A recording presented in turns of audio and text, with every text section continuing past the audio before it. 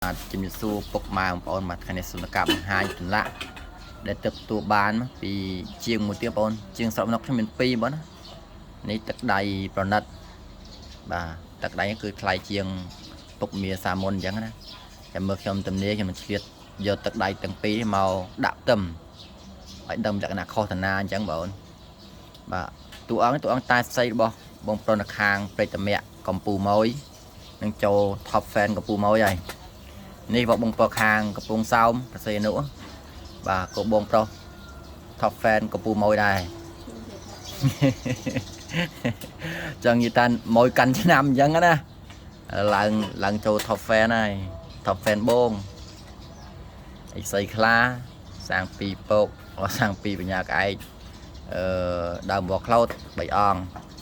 គនេះបោះពុកមាខាងបន្ទាយមានជ័យវត្តអ្នកធ្លាប់យកខ្ញុំរបស់ខ្ញុំ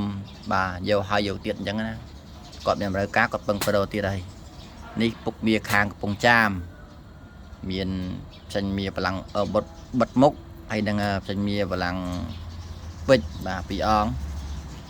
នេះកំចាយខ្ញុំបាទដោសខ្ញុំពួនបាទហ្វៃកង់តែមួយហ្នឹងបាទកង់យ៉ាបងនេះថតទូសិនបងប្អូនណានេះឲ្យលឹកស្រែពណ៌លឿងនេះនោះ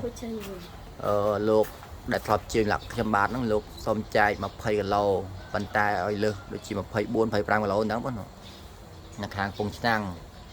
លឹកស្រែបងនេះអង្គស្រែនេះភាសាស្រួលនិយាយគឺអង្គស្រែហ្នឹងបើនិយាយត្រូវអង្គស្រែរៀបចំផ្លែឈើបច្ចៈហើយខ្ញុំទៅផ្ទះជាងឆ្លាក់បងណាបាទត្រឡប់មកវិញចាំបញ្ចុះបញ្ញាក្អែករួចបាទទៅកន្លែងលោកជាបន្តក្អែកអង្គក្រងបងប្រុសខាងពោតកំងមួយអង្គកំងចាញ់មានតបោឈុកណាត់3ហ៊ុនហើយនេះផូស៊ីលស្លាកកណេះភ្ញៀវគាត់ផ្ញើមកឆ្លាក់ផូស៊ីលរបស់ភ្ញៀវគាត់មានតែក្របអង្គអញ្ចឹងគាត់ធញ្ញជាតិបែបផូស៊ីលខ្ញុំមានបាទហ្វាច់កថាពណ៌សាច់កម្មចាស់ដើមពាក់ច្រើននេះទៅតែជាមួយទៀតឡើងបងស្រាប់បងប្អូនអើយចោលតែជាងច្រើនបងហើយមកបណ្ណាយកប៉ុណ្ណឹងគួយចាំគាត់ទៅបិទមុខហើយចាក់បោឈប់ទៀតនេះអ្នកខាត់សម្អាតបោះញៀវមកសុំបោះពោះប៉ោនេះប៉ោហើយប៉ោអស់ប៉ុណ្ណឹងទីស្វាត់ពួនបន្តិចដោយសារតែតួអង្គចៃប្រទះលោកបាប៉ុណ្ណឹងស្វាត់បន្តិចកម្រាស់បាប៉ុណ្ណឹងនេះម៉ែធនីនេះសាច់កថាពណ៌ពុកមានៅខាងថាពងសាច់ខ្ជងពុកមាខាងដាក់ការីចាក់តាយសៃញ៉ាកៃក្រងអានេះតៃសាដល់ចាប់ខ្ញុំបងប្អូននេះរូបចម្លាក់បាទមានស្លាក់មានស្រោបអញ្ចឹងបងដែលគាត់ជាម្ចាស់រូបដែលកំងណាចាំជួយចូលឆាតផងបាទមកថានេះ 90% ស្ទើររបស់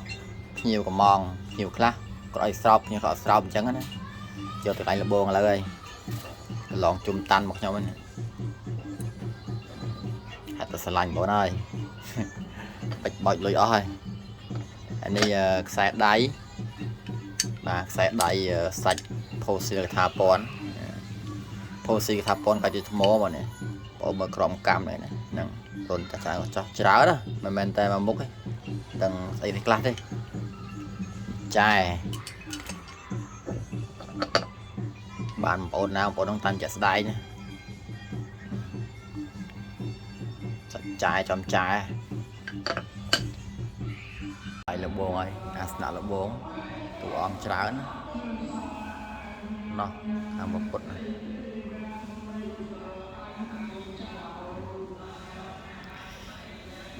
បងនៅសាងតួអង្គថែមទៀតសាងស្ពាន់